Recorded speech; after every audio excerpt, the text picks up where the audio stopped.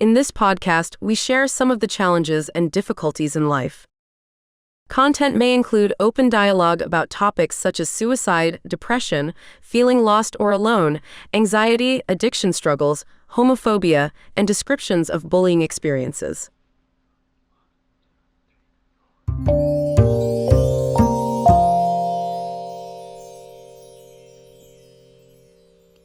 Hello, I'm Calvin, and I'm welcoming you to the Comfort Zone. And we have Cynthia here and our producer-director, Connor. Hello. And they're welcoming you to the Comfort Zone. Yes, we are. Yes, we are. Okay, this is our second recording. And my first recording, I was talking about where I got put into my depression. So I'm going back to my childhood to understand where I was and how I became aware of myself. When I was young, like an infant and a toddler and growing up into before the teens, I always hung around the male folk and in the kitchen with grandma. I didn't play with dolls. I didn't want to dress up like a woman. It wasn't like that. You know, I was just different. I had 8 siblings. What birth or what you and the 8 siblings? Okay, I had 3 brothers and 3 sisters. No. Wait, I can't do my math. Wait. Cindy, Jerry are my real brother and sister. Then we had Bonnie and Connie, Donnie, Ronnie, and Harold. Oh, okay, so I had... Did you say Bonnie, Connie, Ronnie, and Donnie? Yeah. Wow. That was my mother. She just I guess she wasn't inventive. She just liked rhyming, I guess. I don't know. Kind of I like never... My parents saw all of our names start with Connor, Kennedy, and Cooper. That's so funny. Oh, we got to keep that in there, that's for sure. So anyway, I came from a family of 8. My mother had 10 kids, but 2 of them died at birth. But I told that in the first story. Were you the baby or middle or? I was my mother's 3rd child. She had the miscarriages. I don't believe it or not. I don't know if she had it with my real father or if she had. We never discussed it, so I don't know. But when she said that to me, that's when I was aware that she had 10 kids. So I didn't ask her because I was shocked at what she said to me. But anyway, back to my childhood.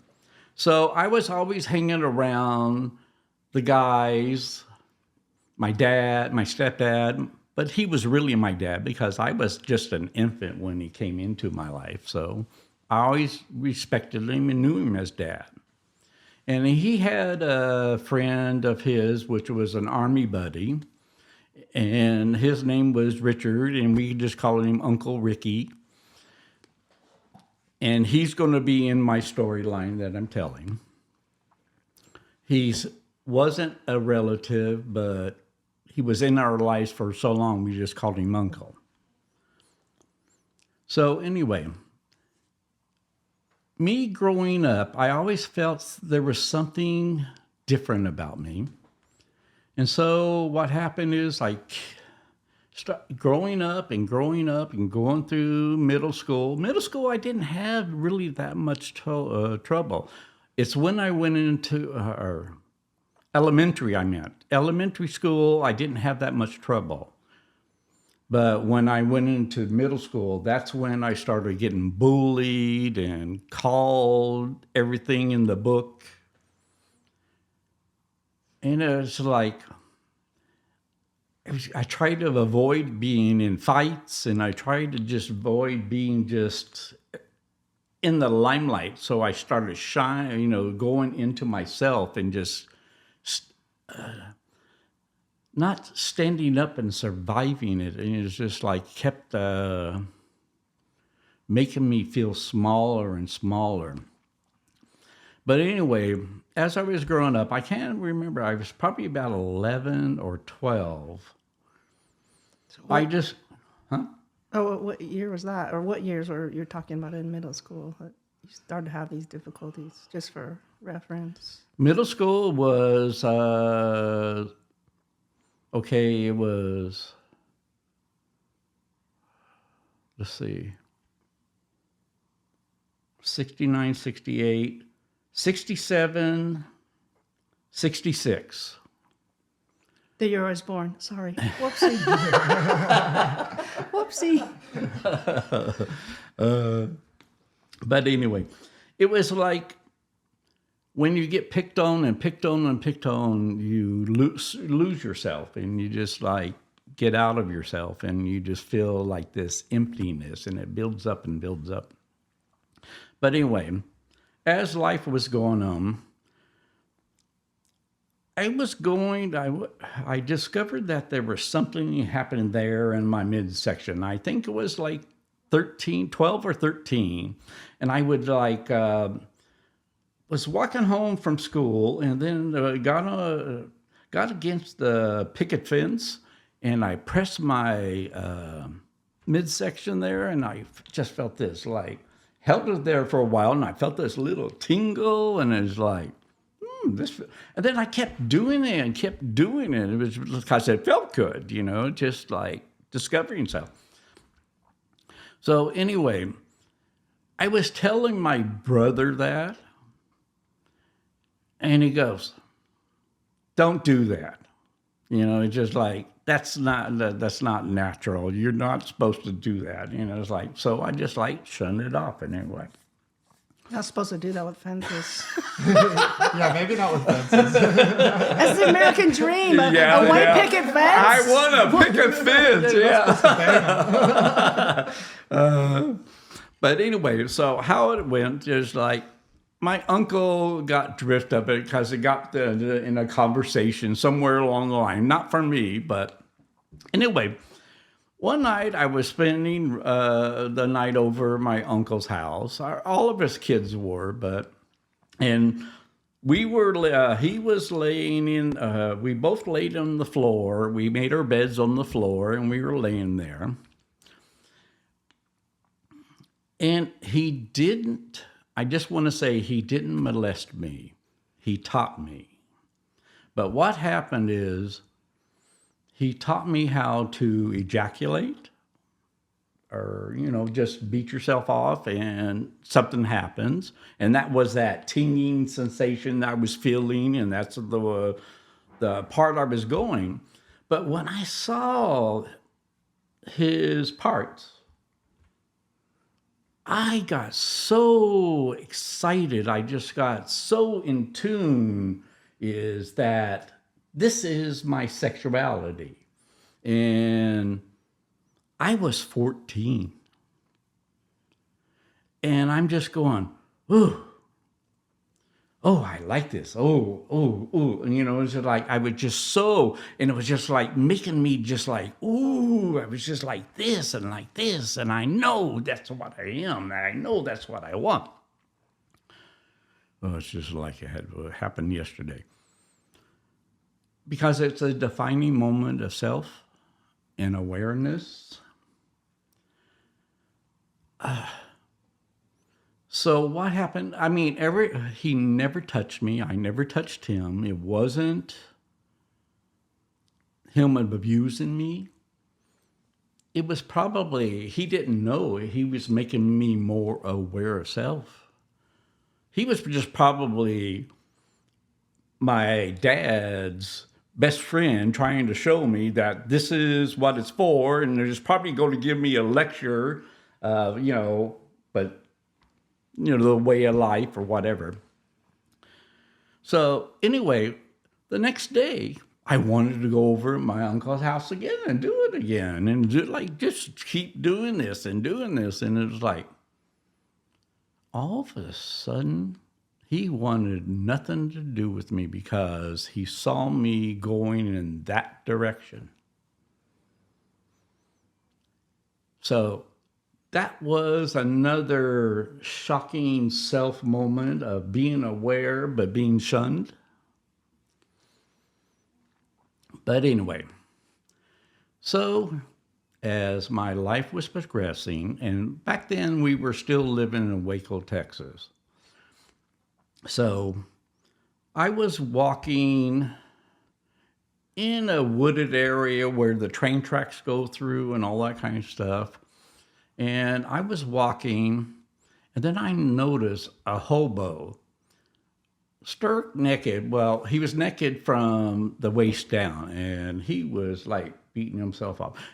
And I was watching him, and I got excited again, and just like, oh. And then all of a sudden, I'm like in the bushes watching him and looking and doing the same thing. And I just like, it seemed like my world was just open. But anyway, I wasn't a peeping Tom, but I guess I was at that time, just trying to discover self. Well, hobos are very sexy. It's very hard not to, Yeah. Who doesn't love a hobo? Train tracks. Yeah. Romantic. Yeah. But anyway, so after that was over, I mean, I didn't like make myself aware that I was there. It just like I was just a self thing and got excited and overcame that. And then probably months and months and months later, the first time I actually had sex with a person was a neighborhood teenager. And I don't know his name because I never asked him his name. It was just a connection. And he picked me up and went to his house because his parents were gone. And it was the first time I had sex with a person and touching a person. And we did all sorts of things. We kissed and we gave blowjobs to each other. I had a hard time because I didn't know what I was doing. And, so he was just teaching me and all that kind of stuff. So anyway, then he bottled me, and that sort of hurt, but it sort of felt good. But when I had that happen to me, oh my God. I tingled so much that it was just like, it was the best. So I guess you can say that's how I discovered I was a bottom. And later on, I understand the analogy, the prostate, and when something gives it friction, it enhances the moment. So, but that's what happened to me. And then we moved to California from Waco because my parents worked for a Boeing. And they got a contract to, go back to work. So we moved back out here in California, in Long Beach. And then I discovered when I wanted to have sexual content, you had to know someone that knew someone. But when I moved to Long Beach, I didn't know anyone. So I would just walk down Long Beach Boulevard and lo and behold, someone would pull over and say, hey, you want a ride? Well, we know what that means. So anyway, I've done that quite a few times, because when you're young, you get horny. And I was like 15, and this was before I met Bob. So it was at least 2 or 3 times a week I would walk. But what was amazing to me, every time I got picked up, it was by an older man and discovering and talking to them and being aware of their life, as long as they're, but they're also being aware of my life and asking me questions. I find that most of them were married men with children, and their children is already grown and they're out of the family, and now they're becoming themselves. So I call them late bloomers, because back in my history of when I was coming out, it was against racial marriages. It was against Mexicans. It was against blacks. And we were on the bottom pool, the bottom of it, all that. That's how much negativity I was born in. And that's why the story I told you in story 1 of meeting one person to save your life, that's what happened to me.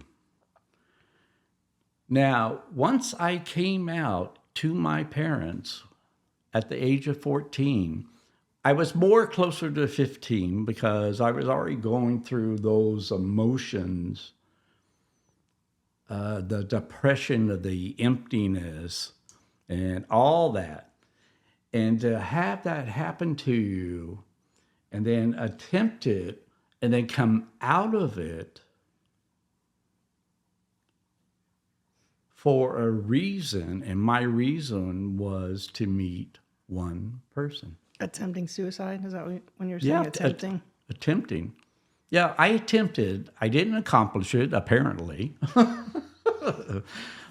But the purpose of life is being vulnerable to expose self,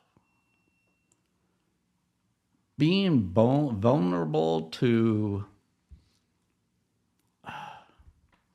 accept who you are, but you still.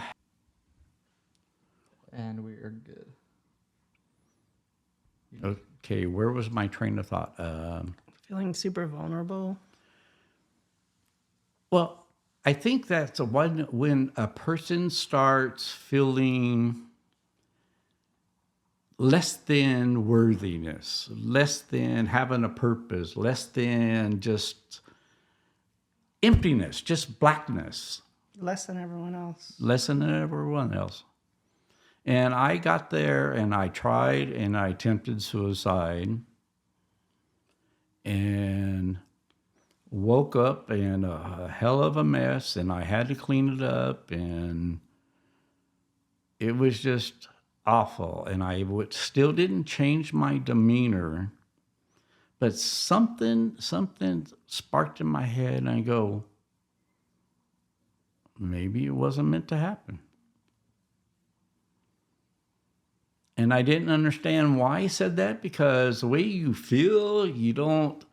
So maybe that was my spark or my self-survival. I don't know, but it was just that simple statement. And so then months and months went by until I was about 15 and a half years old. And then that's when I met Bob. And that's my story.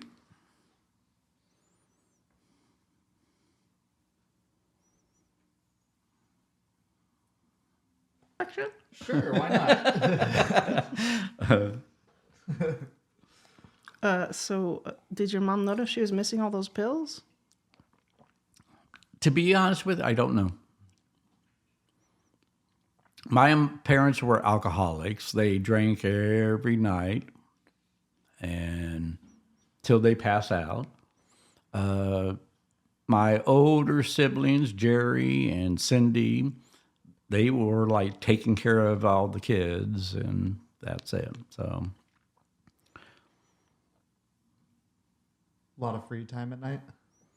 oh yeah, I mean, we could go out at nighttime, and they wouldn't be aware that we were gone. So it's like we had. You said how many siblings again? I had 8 siblings. 8. That's a lot. That's crazy. That's a lot. Yeah. Ronnie, Connie, No, Donnie, and Ronnie. okay, let's see. First, Jerry, Cindy was the oldest, then Jerry, which was the second son, or no, the first son. My mother had two families. She had my father, my real father, had three kids. That was Cindy, Jerry, and myself. And then my parents divorced because my father molested my mother's mentally retarded sister. And it was just like immediate. I was just born. I was just an infant. And So your mom did that though? yeah, my mom did In that. that day and age, that's amazing because Yeah. people still don't do that today. When they know stuff, they just plug their ears, they look away. Well, no, my mother was very strict about value system. And it's just like, you just don't do that. And it's like, so anyway, that's what I know why they divorced. As to, she remarried when I was a baby. I was probably like maybe 16, 18 months old. I'm not sure how old I was, but married my stepfather. His name was Doc. And that's when they had their first child. That was Harold. Then they had Donnie and Ronnie. And then they had Bonnie and Connie. So that's how It's like a the family Dr. Seuss of book. the family of 8 came She's along. just like, yeah, after these many kids, whatever, yeah, just keep the ending, just put a different letter in the beginning. We're good to go.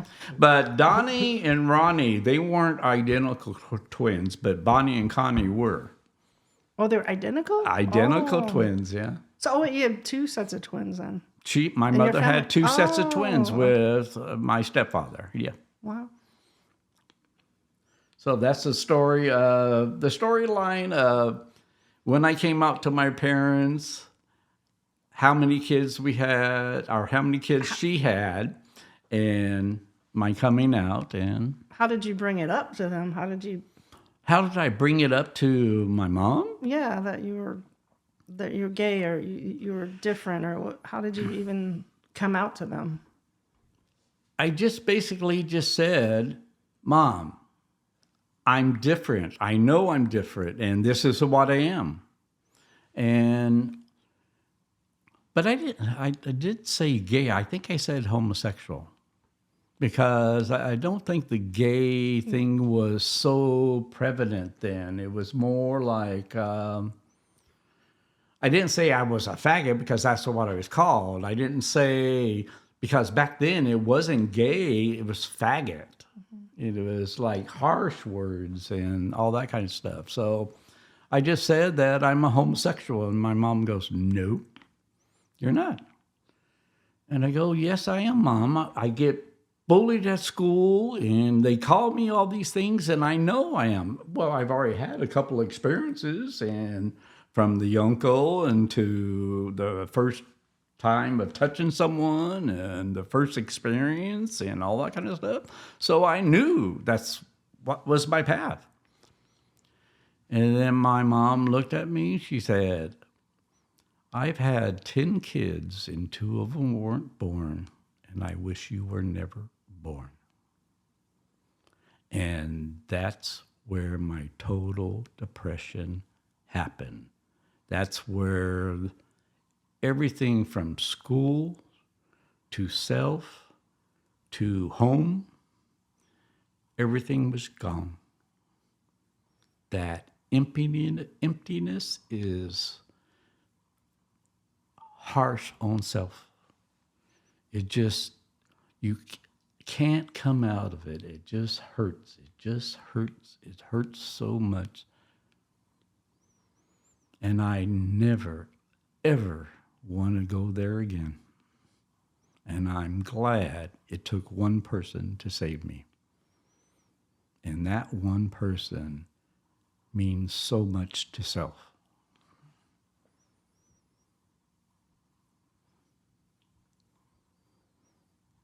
So luckily, I found that one person. Hopefully everyone can find that one person or somebody in their lives, someplace, something. But you still have to give of yourself to find it. You can't find anything without looking for it. You have to listen to that little voice like I did. It's just a little voice of self. It's hard to do, though, when you're getting beaten down in every direction. It totally is. It almost seems impossible. But it's not. No, it's not. And I got stories to tell you why. We're looking forward to them. Yep. Well, I know I am. I know you've heard some of them. I haven't heard any, so this is all new for me. I've heard a few. Or a million. We don't know. Yeah. No, I've lived a lifetime with one person, 49 years.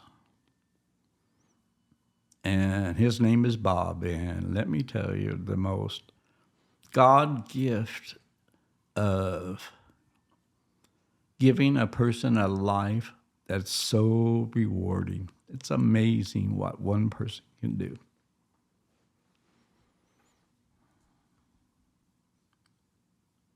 Well, thank you for sharing your story, Cal.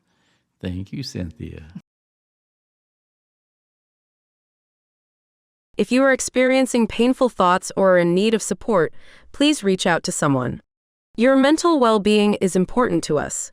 Mental health services are free and available to you. You have value and you are worthy of kindness and help. Reach out and talk. For 24/7 free and confidential assistance, call or text the Suicide and Crisis Lifeline at 988, or call the National Suicide Prevention Lifeline at 800-273-8255.